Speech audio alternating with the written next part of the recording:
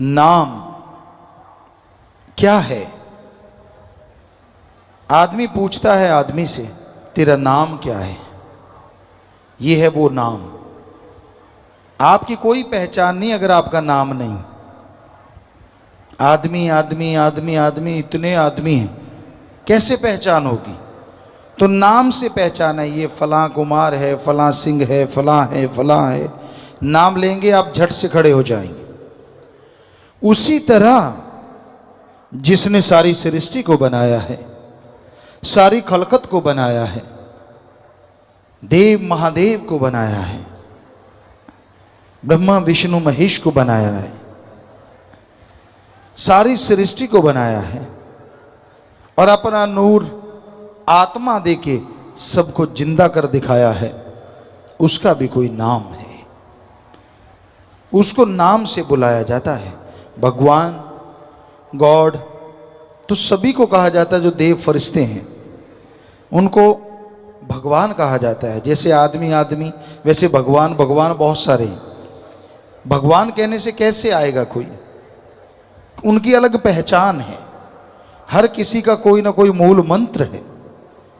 विष्णु जी है, ब्रह्मा जी है, शिव है, सभी के मूल मंत्र है। तो उसी तरह जिसने सारी सृष्टि को बनाया है, जो मुक्ति का दाता है, सच्चा मोक्ष दे सकता है, यानी जीते जी गम दुख दर्द चिंता परेशानियों से मुक्ति और मरणोपरांत आवागमन जन्म मरण से मुक्ति, ऐसा जो ताकत है उसका भी एक नाम है।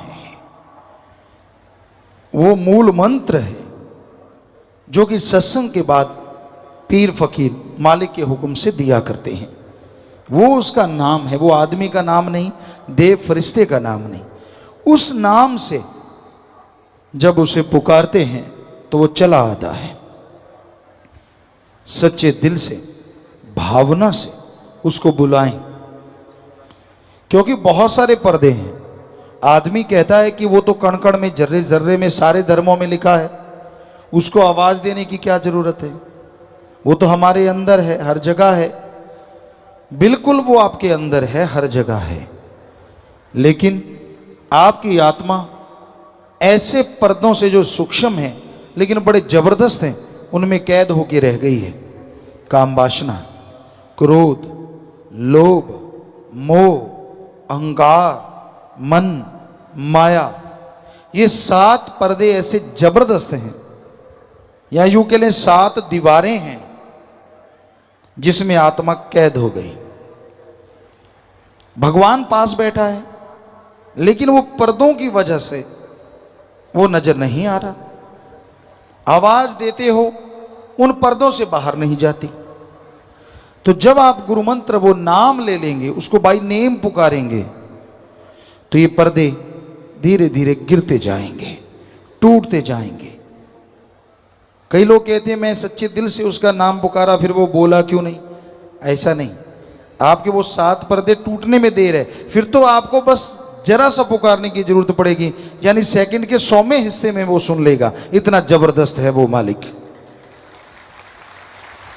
पर जिस मक्कड़ जाल में आप कैद हैं, वो 7 के चक्रव्यूह में जो आप फंसे हुए हैं, उनसे निकलने के लिए एक बार उन पर्दों को हटाना होगा, एक बार उन पर्दों को तोड़ना होगा, और वो पर्दे जरूर टूटेंगे, वो पर्दे जरूर खत्म होंगे।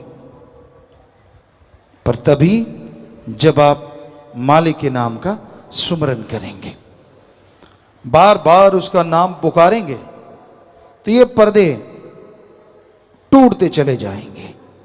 फिर आत्मा और परमात्मा के बीच कोई पर्दा नहीं रहेगा। बेपर्द वो मौला, वो राम, सतगुरु, अल्लाह, वाहिगुरु नजर आएगा। पर जब तक पर्दा नहीं टूटता, सुमरन करना होगा। कैसे टूटेगा, कितनी देर में टूटेगा, ये तो आपकी भावना पे निर्भर है। सर्वोत्तम भावना, बैराग में तरीके से तड़प के पुकारोगे अगर, तो हो सकता है पर्दा कुछ मिनटों में टूट जाए। और अगर सुमरण कर लिया, फिर बुरे कर्म कर लिए, फिर सुमरण कर लिया, फिर ठगी बेईमानी भ्रष्टाचार बुरे कर्म करते रहे, तो पर्दे तो नहीं टूटेंगे लेकिन आत्मा कुछ हद तक आजाद रहेगी।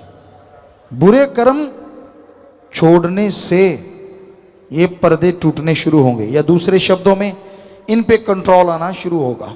मन दौड़ने से रुकेगा, काम वासना क्रोध लोभ मोह अहंकार से आप बच पाएंगे। तो इन पर्दों को हटाने के लिए जरूरी है आप सत्संग में आए और सत्संग में संत पीर फकीर जो मालिक का नाम बताते हैं उसका अभ्यास करें। धर्मों में यह लिखा है, आदमी का पहला काम, पहला कर्तव्य, पहला फर्ज ओम हरि अल्लाह वाहिगुरु गॉड खुदा रब की भक्ति इबादत करना है, उसका नाम लेना है, उसके नाम का जाप करना है। ये आदमी का पहला कर्तव्य है, पहला फर्ज है। इसलिए आप मालिक के नाम का सुमरन किया करें। अब आप निगाह मार के देखिए कितने के लोग हैं जो नियमानुसार मालिक का नाम लेते हैं। आप निगाह मारेंगे तो पता चलेगा बहुत कम लोग मिलेंगे जो नियमानुसार परमात्मा का नाम लेते हैं। कहते जी टाइम नहीं मिलता। आपके पास खाने का टाइम है, पीने का टाइम है, घर परिवार बनाने का टाइम है, धन दौलत जमीन जायदाद के लिए ठगी कैसे मारूं, बेईमानी कैसे करूं, रिश्वत कैसे लूं, दूसरे की जेब कैसे काटूं, दूसरे का सामान कैसे दबाऊं, दूसरे की मजबूरी का फ़ायदा कैसे उठाऊं, किसी को ब्लैकमेल कैसे करूं। सारी प्लानिंग के लिए टाइम है। टाइम नहीं है तो ओम हरि अल्लाह वाहिगुरु का नाम लेने के लिए क्यों नहीं है टाइम? ये सब आपके बहाने हैं। टाइम है, ये आपका भ्रम है जो आपने बना रखा है, या यूं कहीं ये मन का जवाब है जो आपने तैयार कर रखा है। मेरे पास तो टाइम नहीं है। सब झूठ, 100% झूठ। सबके पास टाइम है। भगवान का नाम कोई रस्साकसी तो है नहीं जिसके लिए प्रैक्टिस करनी पड़ेगी। भगवान का नाम तो कोई गेम तो है नहीं जिसके लिए पहले अभ्यास करना पड़ेगा। सीधा नाम लिया और जुबान से शुरू हो गए, बस। ना प्रैक्टिस की जरूरत है, ना कोई पहले शरीर बनाने की जरूरत है, ना घर परिवार छोड़ने की जरूरत है। आप जीभा से, ख्यालों से मालिक का नाम ले सकते हैं। फिर टाइम का क्या चक्कर है? सफ़र कर रहे हैं, गाड़ी में बैठे हैं, गाड़ी चलती जाएगी और जीभा राम के नाम में लगी रहे। हाथ कारवल और ध्यान रब यारवल, आसान सा काम है। आप काम धंधा हाथों से पैरों से करते रहिए और जीभा से ख्यालों से मालिक का नाम लेते रहिए, कोई दिक्कत ही नहीं है। तो भाई उस प्रभु के नाम से सब डरते हैं। हम जब छोटे होते थे, कोई काग आके बैठ जाता था, कौआ, तो उसको परिवार वाले या जो भी भाई लोग होते थे तीर तीर तीर करते और वो भाग जाता था। तो राम नाम से तो लोग ऐसे डरते हैं जैसे तीर से कौआ डरता है। पता नहीं चक्कर क्या है, राम नाम वालों से इतनी क्यों जलन है, क्यों दर्द है। राम नाम किसी का कुछ बिगाड़ता नहीं, राम नाम तो संवारता ही संवारता है, भले काम करवाता ही करवाता है। तो राम नाम से जुड़ो, मालिक की भक्ति इबादत करो। हर इंसान अपनी मर्जी का मालिक है। पशु को सांकल डाल के खूंटे पे बांधा जा सकता है, अरे कोई आदमी को मजबूर कर दे, ये कैसे संभव हो सकता है? हाँ, जानवरों को मजबूर किया जाता है, उनको संकल बांध लिया, रासा बांध लिया, कुछ भी कर दो। तो ये बड़ी अजीबोगरीब बातें इस संसार में हो रही हैं। लेकिन मालिक के प्यारों के, वो कहते हैं ना, सोना जब आग में से गुजरता है तो उसकी मैल जलती है, वो नहीं जलता, वो और सुनहरी हो जाता है। ऐसे ही भक्तजन होते हैं जो मालिक से प्यार करते हैं, अपने सदगुरु अल्लाह राम से प्यार करते हैं। वो उनको लाख कोई बुरा कहे, लाख गलत कहे, वो उन बुराइयों में से होके, क्योंकि बुरा करने वाले, बुरा बोलने वाले उनकी मैल धो देते हैं और वो और पवित्र होके और आबा से आगे बढ़ते हैं और चेहरे पे नूर लेके आते हैं, अंदर बाहर सरूर लेके आते हैं। तो ये राम नाम का असर है। जो मालिक का नाम जपेगा, मालिक की भक्ति इबादत करेगा, वो ही मालिक की तमाम खुशियां हासिल किया करेंगे। जो मालिक का नाम नहीं जपते, क्योंकि धर्म तो सभी ने अपना रखा है। हम इतनी जगह गए हैं, हमें आदमी कोई नहीं मिला। आप सोचते होंगे आदमी तो हैं सारे, नहीं नहीं नहीं, हमारा कहने का मतलब सिर्फ आदमी नहीं मिला, हर आदमी के साथ किसी ना किसी धर्म का नाम जुड़ा हुआ मिला। क्या आपको कभी अकेला आदमी मिला? किधर मिला हो तो बताइए। नहीं मिला, क्योंकि हर इंसान के साथ धर्म जुड़ा है। तो फिर ये बताइए, किस धर्म में लिखा है कि अल्लाह वाहिगुरु राम का नाम नहीं जपना? बताओ किस धर्म में लिखा है? सब धर्मों के पहले शब्द हैं ओम, हरि, अल्लाह, वाहिगुरु, गॉड, खुदा, रब का नाम जपो। ये आपका पहला फर्ज है, पहला कर्तव्य है, पहला एम है, पहला लक्ष्य है। हर धर्म में ये लिखा है। और फिर भी जो मालिक का नाम नहीं जपते, कहते हैं जी हम धर्म को मानते हैं, हमारा फलां धर्म है। कैसे माने कि उनका वो धर्म है? वो तो सिर्फ दिखावा कर रहे हैं। अगर वाकई में आप धर्म से जुड़े हैं तो धर्म पे अमल करना भी सीखिए, धर्म को मान के देखिए। अगर धर्म को मानोगे, जो धर्म में लिखा है आपको ना मिले तो हम आपको गारंटी देते हैं, धर्मों में जो लिखा सही लिखा है, सब मिलेगा। पर धर्मों पे अमल करने से, सिर्फ बातें करने से, दिखावा करने से कुछ हासिल होने वाला नहीं है। जैसे एक बाप है और उसके दो बेटे हैं। उदाहरण के तौर पे बाप कहता है, लेटा हुआ है, एक बेटा उसके पास है और वो बेटा हाथ जोड़े खड़ा है।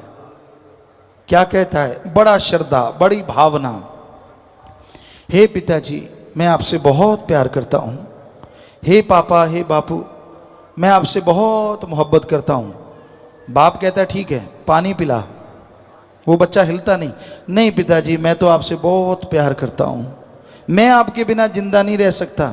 बाप कहता है अरे पानी चाहिए, नहीं हिलता।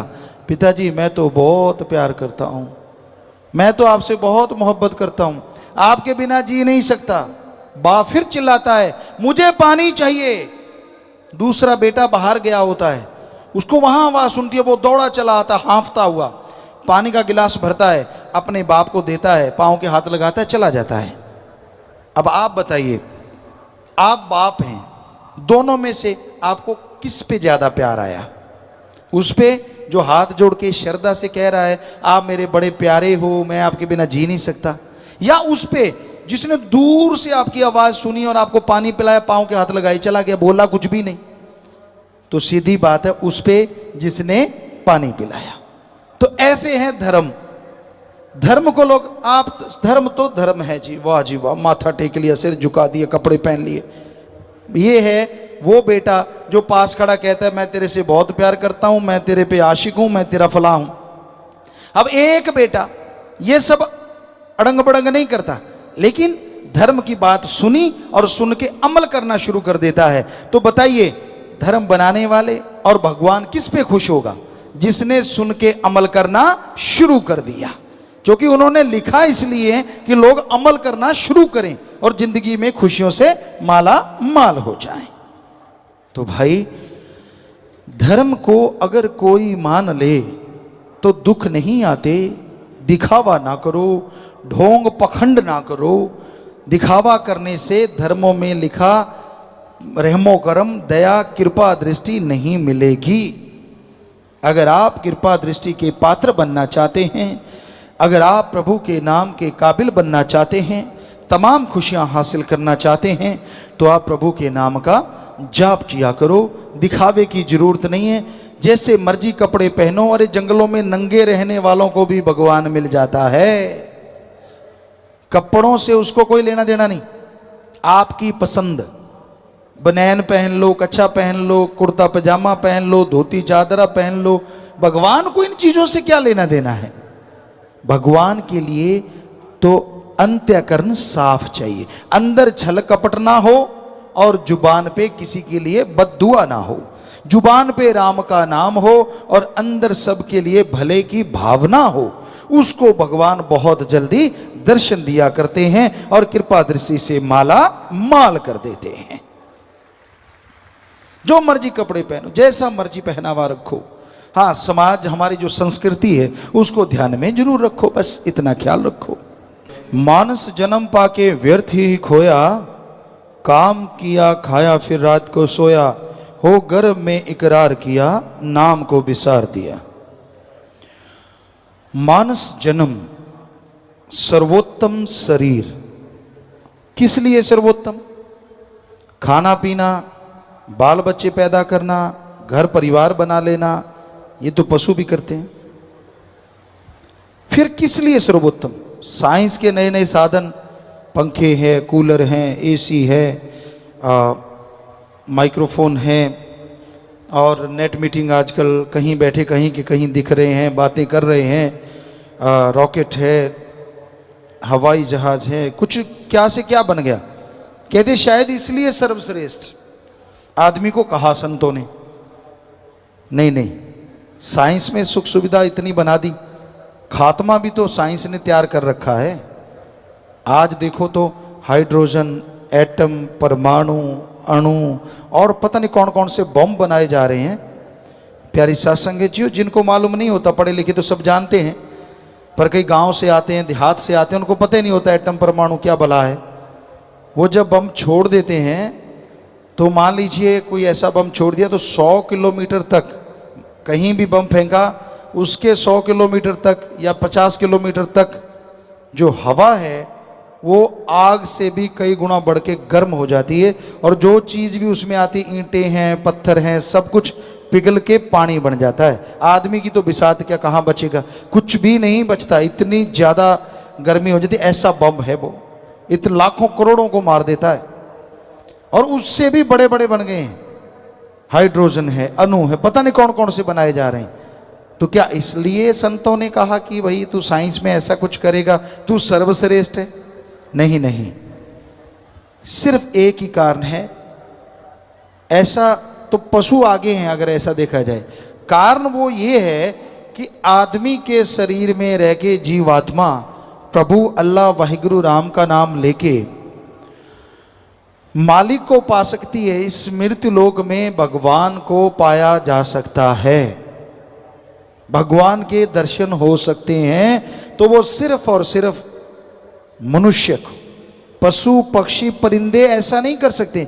ये ऐसी बड़ी बात है जो इसके बराबर और कोई बात दुनिया में हो ही नहीं सकती कि कलयुग में मृत्युलोक में भगवान के दर्शन हो जाएं और मोक्ष मुक्ति मिल जाए। ये सिर्फ और सिर्फ मनुष्य कर सकता है, पशु पक्षी परिंदे घास फूस पेड़ पौधे कोई नहीं कर सकता। इसलिए संतों ने मनुष्य को सर्वश्रेष्ठ बताया हर धर्म में। अब आप देख लीजिए, एक तरफ तो धर्म का नाम है और दूसरी तरफ क्या आप ये काम करते हैं? क्या वाकई आप ये बात बताते हैं? सुमरण करते हैं, भक्ति करते हैं, इबादत करते हैं, राम का नाम जपते हैं?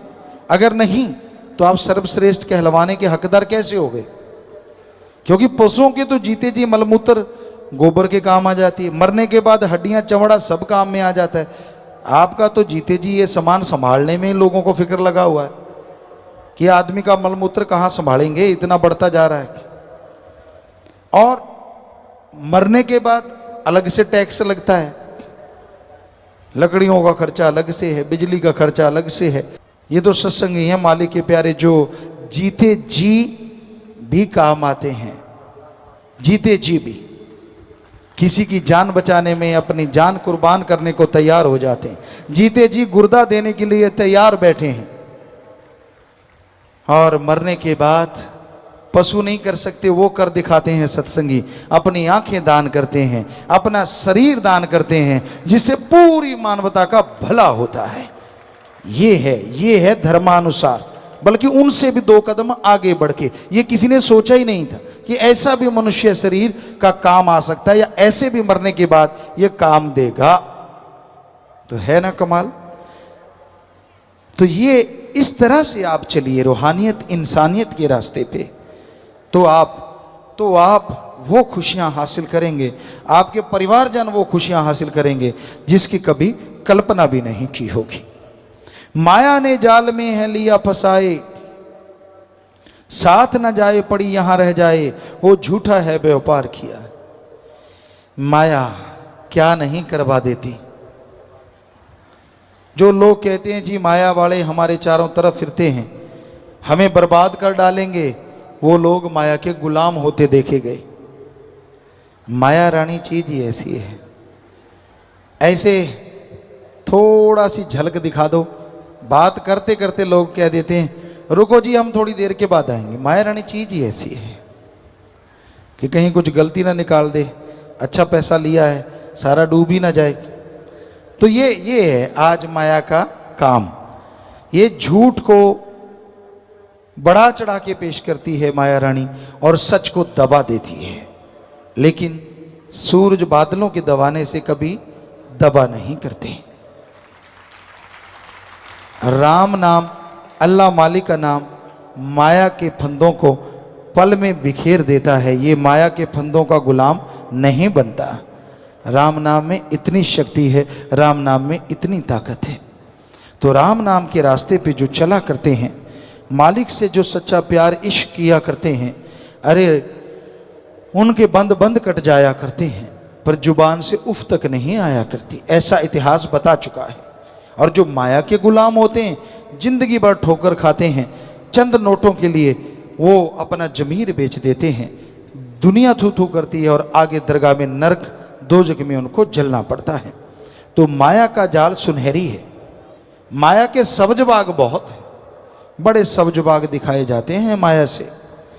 तो ठगी मारेगा, क्या मिलता है तनख्वाह से, बता कितना कमा लेता है।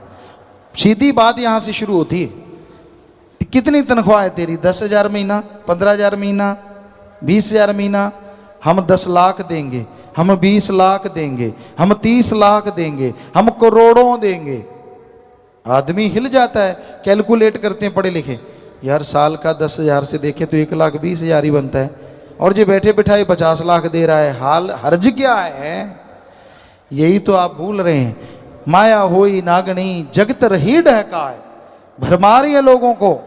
जमीर दीन ईमान डोल रहा है लोगों को।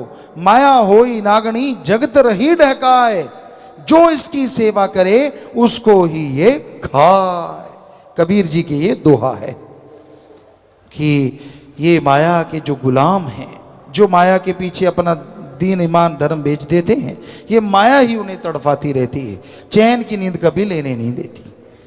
आती बड़ी सुंदर लगती है। आपको बताया ना, कैलकुलेट करते हैं यार 10,000 महीने का मिलेगा 1,20,000, क्या मिला? और कहाँ बैठे बिठाए 20 लाख, 30 लाख, 50 लाख, इतने बड़े बड़े सब्ज बाग दिखाए जाते हैं। तू विदेशों में उड़ना जी, तू फलां जगह उड़ना जी, तू फलां करना जी, तू फलां करना जी।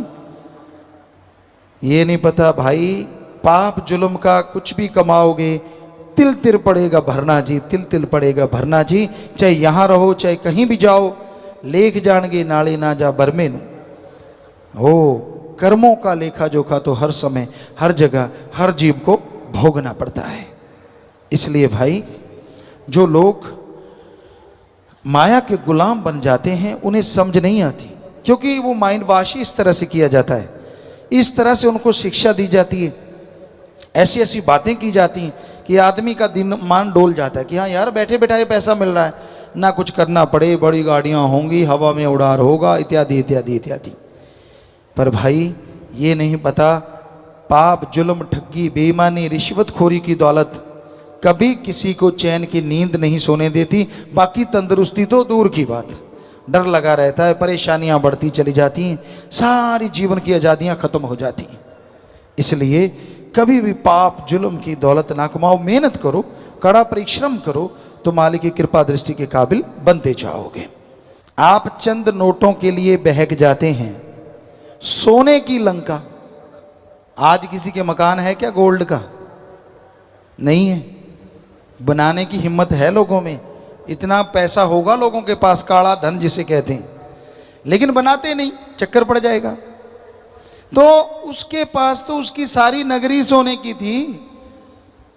आज फन्ने खां से फन्ने खां भी सोने के कमरे में नहीं सो सकता। उस रावण के नौकर भी सोने के कमरों में सोया करते थे। कितना था धन, कितनी थी दौलत, लेकिन उसने बुराई का साथ दिया। सीता जी को उठाया तो सब कुछ, 1 लख पूत 1.25 लाख नाती, 13 वन घर दिया न बाती। सब कुछ तबाहो बर्बाद हो गया, सब कुछ नाश हो गया। तो इसलिए भाई किसी के चक्कर में ना पड़ो, दौलत के चक्कर में ना पड़ो, ठगी बेईमानी रिश्वतखोरी ना करो, ये बर्बाद कर देगी और कभी चैन की सांस नहीं लेने देगी। भजन के आखिर में आया जी, बनकर आया यहां सच का व्यापारी, विषय रूपी जुए में पूंजी सब हारी, हो सच्चा ना व्यापार किया, स्वासा धन सब छार किया। व्यापारी बन के आया यहां वनज व्यापार के लिए, और साथ में जो दौलत लेके आया वो कीमती श्वास। भगवान ने भेजा कि बाकी सब जोनियां तो इन श्वासों को बर्बाद कर रही हैं, हे इंसान जा, ये तुझे जो श्वास दिए हैं इससे राम नाम का वनज व्यापार कर। जितना करेगा जीते जी सुख मिलेंगे और मरणोपरांत आवागमन से आजाद हो जाएगा, मालिक के कृपा पात्र बनेगा। भगवान ने भेजा वनज व्यापार के लिए, वनज व्यापार करने के लिए, लेकिन यहां आके जीव लग गया बुरे बुरे कर्म करने, अपने कीमती श्वासों को बर्बाद करने पे उतारू हो गया कि मैं भक्ति नहीं करूंगा, बाकी सब कुछ करूंगा। और जब तक भक्ति नहीं करेगा सुख कहां से मिलेगा? भक्ति करना जरूरी है, भक्ति के बिना सुख नहीं मिलता। भक्ति में शक्ति है जो इंसान को अंदर बाहर से माला माल कर देती है। भक्ति वो ताकत है जो इंसान के दिलो दिमाग में शांति भर देती है। भक्ति वह ताकत है जो बिन मांगे इंसान की झोलियां अपने रहमो कर्म से माला माल करवा देती है। भक्ति में वो शक्ति है जो भगवान के दर्श दीदार इस गंदी मृत्यु लोक में करवा देती है। भगवान की भक्ति में शक्ति है जो जीते जी निज धाम दिखा देती है, मालिक के नूरी स्वरूप से रूबरू करवा देती है। इसलिए भक्ति से मुंह ना मोड़ो। आपकी किसी से नहीं बनती, कोई बात नहीं, किसी की बात अच्छी नहीं लगती, चलो कोई बात नहीं, भगवान की भक्ति करो, क्योंकि वो आपके लिए अच्छी भूमि तैयार करेगा, वो आपके लिए अच्छा बेस बनाएगा जिस पे चल के आप खुशियों से माला माल होता जाएगा। इसलिए भगवान की भक्ति करना अति जरूरी है। इसी के लिए ये कीमती श्वास दिए। इन श्वासों को मालिक की याद में, प्रभु की भक्ति में लगाओगे तो ये कीमती श्वास आपके जीवन में खुशियां भर देंगे, आपके घर परिवार में रहमो करम से माला माल कर देंगे। इसलिए भक्ति में मन लगाओ और उन लोगों का संग त्याग दो जो मन की राह पे चलते हैं, मनमते, जो गलत कार्य करते हैं, जो काम वासना क्रोध लोभ मोह अहंकार मन माया का हमेशा प्रचार करते हैं। ऐसे लोगों से परहेज रखो। गु का मतलब होता है अंधकार और रू का मतलब होता है प्रकाश। जो अज्ञानता रूपी अंधकार में ज्ञान रूपी दीपक जला दे वो सच्चा गुरु होता है। गुरु बिना गति नहीं है, गुरु बिना संसार सागर तर नहीं सकता। गुरु ही जहाज है, गुरु ही नाविक पतवार है, गुरु ही तारणहार है। क्योंकि गुरु भगवान से जोड़ता है और भगवान तारणहार, जहाज, सब कुछ है।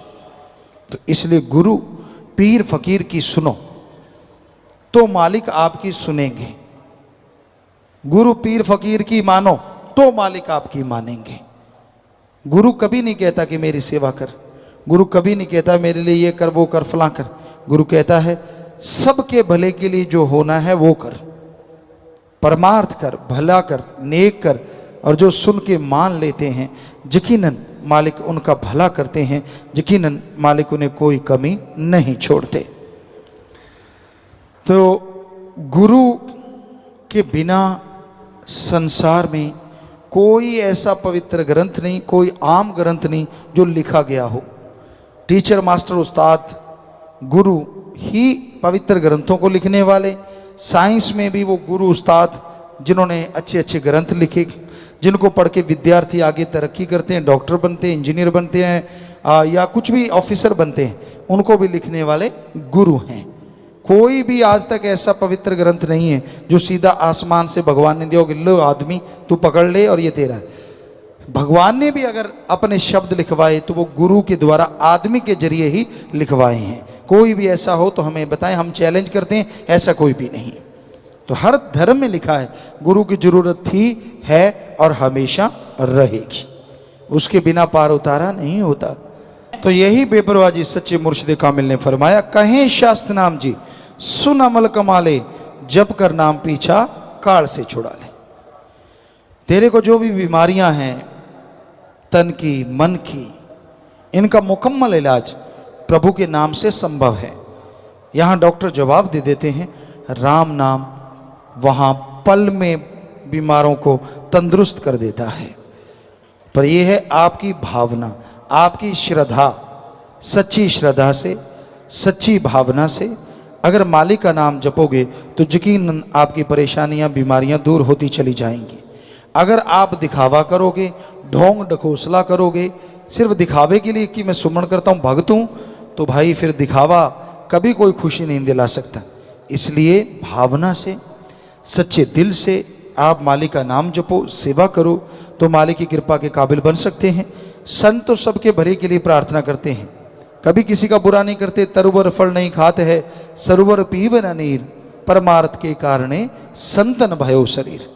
तरुवर पेड़ कभी अपने फलों को आप नहीं खाता, समुद्र अपने पानी को आप नहीं पिया करता, बल्कि वो परमार्थ के लिए होता है, दूसरों के भले के लिए। संत पीर फकीर भी ऐसे ही संसार में सबके भले के लिए आते हैं, वो कभी किसी का बुरा नहीं करते। सवाल पैदा नहीं होता, कभी किसी का सोचते भी नहीं, करना तो दूर की बातें होती हैं। तो बेपरवाह जी यही फरमाते हैं, यही शिक्षा देते हैं कि राम का नाम जपो, भक्ति इबादत करो, ताकि बुराइयां अंदर से निकल जाएं और मालिक की कृपा दृष्टि के काबिल आप बनते चले जाएं। सत्संग ऐसी जगह, यहां अल्लाह वाहिगुरु गौड़ खुदा रब के बारे में चर्चा होती हो, यहां यह पता चले कि नाम करोड़ों हैं पर वो ताकत एक है, उस एक को पाने का रास्ता मिले, जीते जी गम, दुख, दर्द, चिंता, बीमारियों से मुक्ति का रास्ता मिले और बदले में किसी तरह का कोई टैक्स अदा ना करना पड़े, उसी का नाम सच्ची रूहानी सत्संग है। वैसे तो आपको बहुत बार बताया, सत्संग यानी सच का साथ, पर सच ऐसा सच, सच था, सच है, सच रहेगा। हर चीज बदल जाती है, रोजाना सूर्य, नक्षत्र, ग्रह, चंद्रमा, धरती में परिवर्तन निश्चित है और वो परिवर्तन हो रहे हैं। किसी में परिवर्तन नहीं होता तो वो ओम हरि अल्लाह गौड़ खुदा रब है, उसमें कभी कोई परिवर्तन नहीं आता। उस अपरिवर्तन शील मालिक को, सदा सच रहने वाले मालिक को देखने के लिए इंसान के अंदर एक रास्ता है। किसी भी मंजिले मकसूद पे आपने जाना हो, उसके लिए रास्ते होते हैं। किसी शहर में जाना है, बस है, गाड़ी है, पैदल जा सकते हैं। दूर दराज जाना है तो ट्रेनें हैं, बसें हैं, जहाज हैं। तो उसी तरह एक बहुत दूर देश है जिसे अनामी निज धाम सतलोक कहते हैं। यहां वो मालिक अपने पूरे शबाब पे नूरे जलाल में रहता है। वहां तक जाने का रास्ता हर किसी के अंदर से जाता है, पर उस रास्ते पे चलने के लिए कौन सी बस, कौन सी ट्रेन, कौन सा जहाज होगा, कौन सी टिकट होगी, कौन होगा टिकट देने वाला, कौन होगा जहाज उड़ाने वाला, ये जानना अगर आप चाहते हैं तो सत्संग सुनिए। सत्संग में बताया जाता है कि उन रूहानी रास्तों का जो जहाज जाता है वो मालिक का नाम है, उसी का चप्पू है। गुरु पीर फकीर कैप्टन एक गाइड के रूप में आपको बताते हैं, और फिर नाम या जिसका नाम है अल्लाह वाहिगुरु राम की गोद में बैठ के आप उस सफर को कब तय कर जाते हैं कुछ मालूम नहीं पड़ता, बल्कि नजारों से माला माल होते चले जाते हैं। तो सत्संग में वो टिकट दी जाती है जो उस जहाज पे चढ़ा दे, जो सीधा अनामी जाता है, और उस टिकट को कहते हैं गुरु मंत्र, नाम, कलमा, मेथड ऑफ मेडिटेशन। आपने उसका अभ्यास करना है, आपने उसका जाप करना है। और उसकी निशानी क्या है? अगर आप कंटिन्यू लगातार घंटा सुबह शाम 2-3 महीने लगातार उसका जाप करते हैं तो उसकी निशानी यह है कि आप जीते जी गम, दुख, दर्द, चिंताओं से मुक्ति हासिल करने लगेंगे। मरणोपरांत क्या होगा जीते जी देख पाएंगे। जीता जी आप सुख से जीवन व्यतीत करेंगे और मरणोपरांत आवागमन से मुक्त हो जाएंगे। ऐसी है राम नाम, अल्लाह मालिक के नाम में ताकत, पर अगर आप जाप करेंगे तो पाएंगे। आपको बादाम दें, आपको घी, दूध, कितने भी मेवे मिष्ठान आपके सामने रख दें, आप खाएंगे नहीं, हजम कैसे होगा और पावर कहां से आएगी? सिर्फ सजदा करने से, धोख मारने से, माथा टेकने से तो वो बादाम या वो घी, दूध की ताकत आप हासिल नहीं कर सकते। उसी तरह अल्लाह वाहिगुरु राम का नाम है, जब तक आप उसके नाम को खाते यानी अभ्यास नहीं करते, तब तक तमाम ताकतें आप पे जाहिर नहीं होंगी और आप कंगाल के कंगाल रह जाएंगे। जीते जी माला माल होना है। जिंदगी गुजर रही है और कुछ भरोसा नहीं होता। हर चीज की गारंटी बुनियाद होती है, पर जीवन की क्या बुनियाद? लोग घर से निकलते हैं, सफर तय करेंगे, ये काम करेंगे, वो करेंगे, फला करेंगे, और ऐसा एक्सीडेंट होता है प्राण पखेरु उड़ जाते हैं। कुछ होश नहीं होता, कुछ पता नहीं होता क्या होने वाला है। सब तमन्नाएं, सब इच्छाएं धरी धराई रह जाती हैं। सो कहने का मतलब, आप किस चीज की वेट कर रहे हैं, इंतजार किस चीज का कर रहे हैं? कब करेंगे आप इबादत? कब करेंगे आप सुमरन? क्या कोई भयानक बीमारी को उड़ीक रहे हैं? या फिर आप अपने कर्मों के बोझ तले दब जाएं तब आप उसको याद करेंगे? क्या सोच रहे हैं आप? क्यों नहीं सुख की जिंदगी में उसे शामिल कर लेते जो हमेशा आपकी जिंदगी को सुखमय रखेगा। और हैरानी यह है, उसको शामिल करने में टैक्स नहीं देना। आज पत्थरों की भी कीमत बेशकीमत, हीरे जवाहरात बेशकीमती हैं, सोना चांदी सब बेशकीमती हैं, कीमत बढ़ रही है। तो क्या ये आपके आने वाले दुखों को हर लेते हैं? थोड़ा बहुत सहारा बनते हैं। आप उन पैसे से सुख के साधन जुटा लेंगे, लेकिन कर्मों की जब मार पड़ती है ना, जितना मर्जी पैसा खर्च कर लो, कई बार बीमारी हटने का नाम नहीं लेती। क्या फायदा हुआ उनका? कितना खर्चा किया, लाखों करोड़ों रुपए हैसियत के अनुसार। पर एक ऐसी रसायन है, ऐसी औषध है, ऐसी दवा है जिस पे एक नया पैसा खर्च नहीं करना, और वो हर बीमारी के लिए रामबाण है, लगेगी ही लगेगी। कोई दवा लगे ना लगे, आदमी सोचते हैं ऐसी कौन सी दवा है? वही जो आपने ली है या लेना चाहते हैं, राम का नाम, अल्लाह की इबादत, वाहिगुरु की याद, गॉड्स प्रेयर।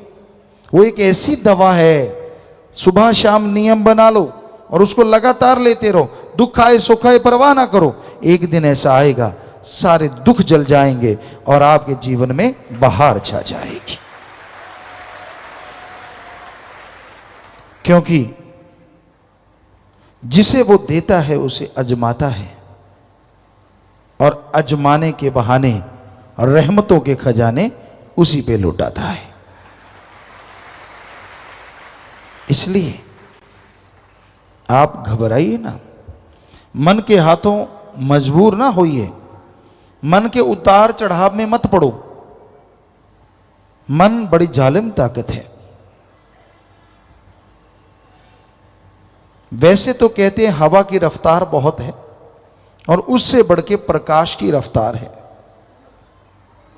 लेकिन मन की रफ्तार इन सबसे ज्यादा है। कब ये आसमान में ले जाए कुछ पता नहीं, और कब पताल में डुबो दे ये भी मालूम नहीं, कुछ पता नहीं चलता। बड़ी गति है इसकी, बड़ी तेज चाल से चलता है ये। आदमी सोचता ही रह जाता है, देखता ही रह जाता है, और ये अपना काम कर जाता है। इसलिए गुरुओं ने लिखा, संतों ने लिखा, मन के मते चलो मत कोई, गुरु कहे करो तुम सोई, ये भव में गोते खलवावे, ये गुरु से बेमुख करवावे। मन ऐसी जालिम ताकत है। इसीलिए तो इस्लाम धर्म में से नफ्स शैतान कहा है कि ये भी एक बहुत बड़ा शैतान है, जो आदमी के अंदर सोया हुआ शैतान है, पता ही नहीं चलता इसका। कब आपके दिमाग पे हावी हो जाता है, कब आपकी बुद्धि को अपने कंट्रोल में कर लेता है, और कब आपको मालिक से दूर करने की प्लानिंग शुरू कर देता है। ऐसे करेंगे, फिर वैसे करेंगे, फिर ये करेंगे, फिर वो करेंगे।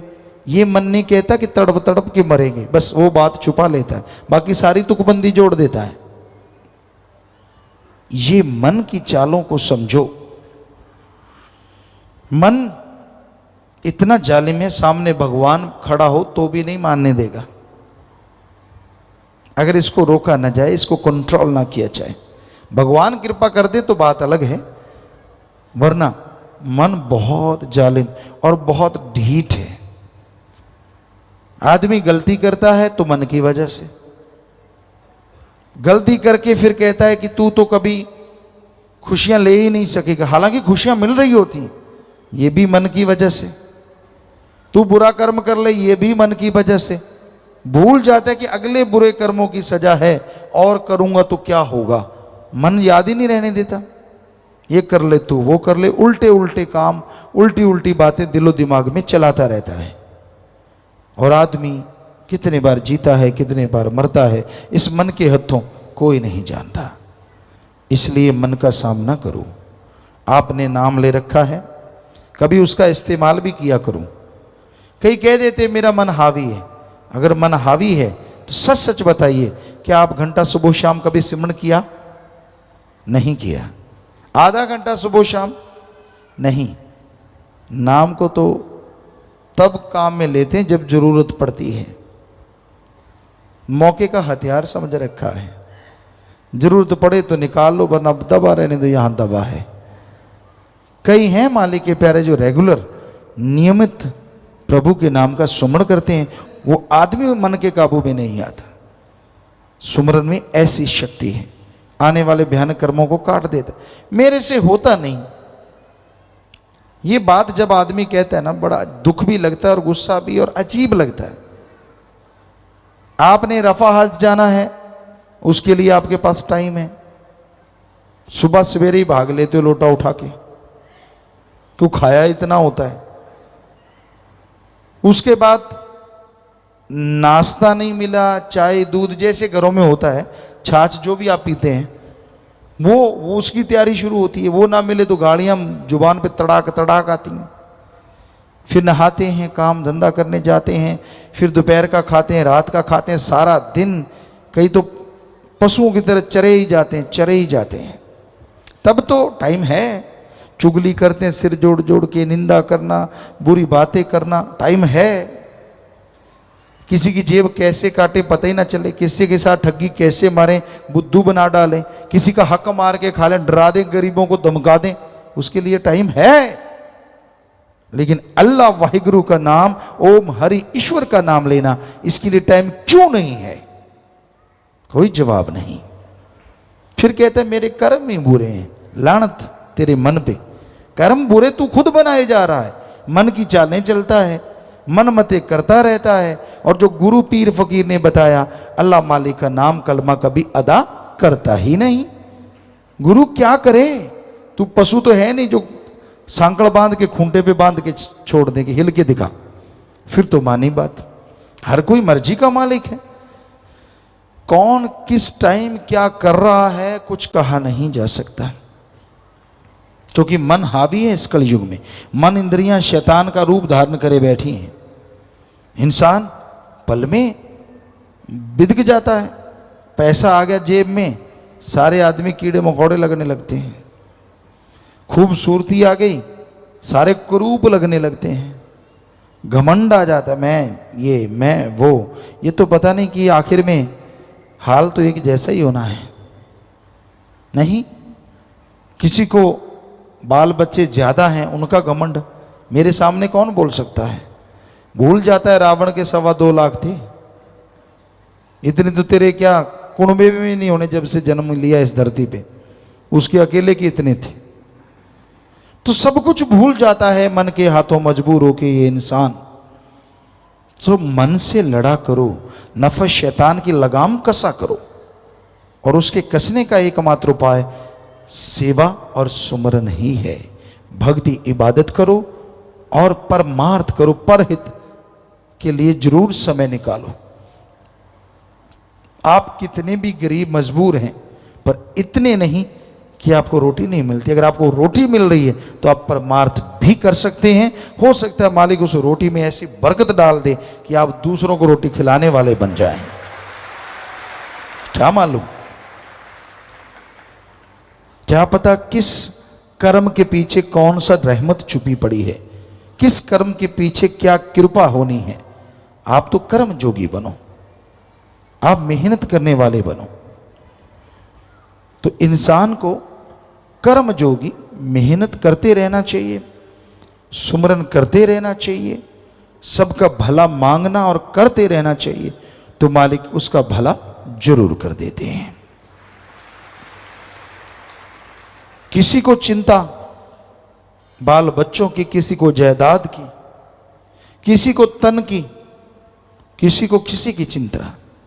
और जो मालिक और मालिक के औलाद की चिंता करते हैं, मालिक उन्हें रहमो करम से माला माल कर देते हैं, अंदर बाहर से भर देते हैं। मालिक की चिंता कैसे?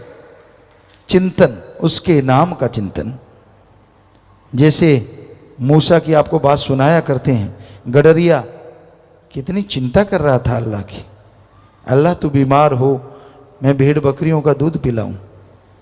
मैं तेरे पे ऊन की चद्दर उड़ाऊं, मैं तेरे पाँव दबाऊं। अब अल्लाह, आप अगर सोचिए अकल वाला कोई ऐसा सोचे, वो सोचे यार ये कैसे, जैसे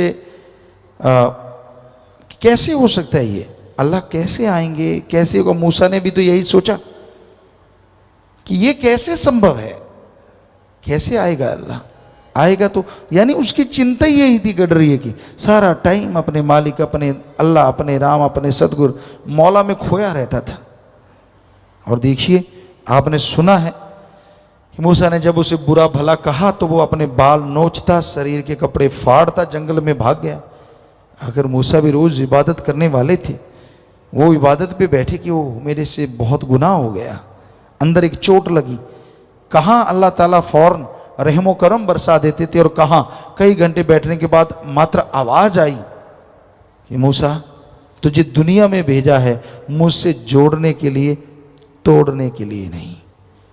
तूने जिस गडरिए का दिल दुखाया है वो मेरा बड़ा अजीज, मेरा बड़ा प्यारा भक्त है। तो मूसा फिर गए। अभी भी कहीं ना कहीं घमंड, और मालिक अपने भक्तों में, पैगंबरों में या किसी भी घमंड नहीं आने देते, खुद ही नहीं आने देते। जाके कहने लगा, वहां देखा, फिर वो हाथ ऐसे किए बैठा है, खून निकल रहा है, बाल उखड़े हुए हैं, और फिर वही बात करे, अल्लाह किसी की सुनना ना, बीमार हो तो मेरे घर में आना, छोटी सी झूंपड़ी है, मेरी भेड़ बकरियां हैं, मैं दूध पिलाऊंगा, पाँव दबाऊंगा, दवाई बनाऊंगा, दिन रात आपकी सेवा करूंगा। मूसा ने हाथ जोड़े, प्रार्थना की, भैया आप मेरी बात सुनो। उसने आंखें खोली, कहने लगा जी क्या है। आप फिर आ गए। कहने लगा मेरे पास अल्लाह ताला आए थे, आप तो उनके बड़े अजीज हैं। कहने लगा मैं तो कुछ भी नहीं हूं भाई। पर वो गडरिया कहने लगा, तू मेरे पीछे क्यों पड़ा है? जिस अल्लाह ताला की तू बात करते तेरे पास आए थे, जब तू मेरे पास है वो तभी गए हैं, वरना वो रहती मेरे पास हैं। सारी खुदी पल में मिट गई। हैं ये क्या है? अब आप सोचेंगे इतना अमीर क्यों नहीं था, भेड़ बकरियां ही। अल्लाह ताला ना अमीरी देखते हैं ना गरीबी देखते हैं, वो आदमी का दिलो जिगर, दिलो दिमाग देखते हैं। कौन उसके लिए तड़फता है, कौन उसके लिए व्याकुल है, उसकी झोलियां अपने रहमो कर्म से माला माल भर देते हैं, चाहे वो अमीर हो चाहे वो गरीब हो। तो इसलिए आप किसी का बुरा ना सोचें। आप जलते रहते हैं दूसरों को देख देख के। वैसे तो ये जलन हर समाज के हर हिस्से में है। किसी दफ्तर में देख लो आप, किसी स्कूल में देख लो आप, बच्चों में देख लो, टीचर मास्टर लेक्चरारों में देख लो, किसी में देख लो, कहीं जाइए आप, रूहानियत में देख लो। कोई भक्त आगे निकल गया, पीछे दूसरों को पूंछ की तरफ से आग लग जाती, यार ये इतना आगे निकल गया। उसी को भक्ति दे रहे हैं अपनी, उसी का सोच सोच के। कहाँ तो मालिक का सोचना था, सतगुरु मौला का सोचना था, वो मुझे खुशी दे, वो मुझे रहमत ना, उस आदमी का। अच्छा ये आगे निकल गया, ओहो हो बहुत बुरा हुआ। अब अपना क्या होगा? क्यों, क्या होना है? अल्लाह तो कण कण में, राम तो कण कण में, जर्रे जर्रे में मौजूद है। तूने तेरे वाला जर्रा खाली कर रखा है, तू अपनी भक्ति सारा उसी को दे रहा है जो भक्त आगे निकल रहा है। वो निकल गया, वो हो गया, ये हो गया, वो हो गया, आप उसके मैल धो रहे हो और उसकी जोड़ी में और खुशियां डाल रहे हो, और खुद की जोड़ी फूंक मारने जैसी हुई पड़ी है, बिल्कुल खाली। तो इसलिए रूहानियत के रास्ते में किसी को चलता देख के अगर वो रूहानियत में तरक्की करता है, मालिक की खुशियां हासिल करता है, तो शुक्र मनाओ कि वाह मालिक तू धन्य है, ये इसके ही काबिल था और मुझ पे रहमत कर, मैं भी तेरे काबिल बनूं, दैट्स ऑल। लेकिन इसका उल्टा चलता है, ये आगे निकल गया। कई कहते कल दी भूतनी से वह चद, पंजाबी में एक कहावत कि कल ही जल के भूत बन के आया और पूरे शमशानों में कहता आधा शमशान भूमि मेरी। हम तो कब के पुराने भूत बैठे, बुरा ना मनाना, समझ गए होंगे आप। तो यहाँ रूहानियत में पुराने नए से कोई बात नहीं। अगर आपके अंदर घमंड है, मैं पुराना हूं, मैं ऐसे हूं, मैं वैसे हूं, तो घमंड पल्ले रह जाएगा। और रूहानियत में तो जो झुक गया सो पा गया, जो तन गया सो गवा गया। ये असूल है रूहानियत का, सूफियत का, कि अगर आप दीनता नम्रता रखते हैं तो बेहद खुशियां हासिल कर लेंगे। और अगर आप अहंकार में, घमंड में चूर हैं और हमेशा दूसरों का बुरा, बुराई सोचते हैं तो उसका एक ही उपाय है, आप सुमरण किया करो, सेवा पे तन मन धन से पूरा जोर लगाया करो, ताकि आपके अंदर की बुरी आदत खत्म हो जाए। आप दूसरों को आगे बढ़ता देख के, भक्ति करता देख के खुश हो जाएं, ना कि जलन करें। तो इसलिए भाई ये सारे कारनामे मन के हैं। मन ही आदमी को भरमाता है, मन ही आदमी को लड़ाता है, मन ही आदमी को रूहानियत से दूर करता है, मन ही भगवान अल्लाह मालिक की खुशियों के बीच में दीवार खींच देता है। इस मन रूपी दीवार को हटा दीजिए। और हटाना इतना आसान नहीं है, लेकिन असंभव नहीं है, संभव है। बस सुबह शाम नियम बना लो, घंटा सुबह शाम जाप करना ही करना है, परमार्थ सेवा करनी ही करनी है, क्यों किंतु परंतु नहीं, व्यवहार के सच्चे बनना है। यकीन मानिए आपका मन हार जाएगा, आत्मा की जीत होगी। और जब रूह आत्मा जीत जाएगी, कण कण में जर्रे जर्रे में मालिक सतगुरु बैठा नजर आने लगेगा। फिर परमानंद होगा, फिर वो खुशियां होंगी जिसकी आप कल्पना नहीं कर सकते।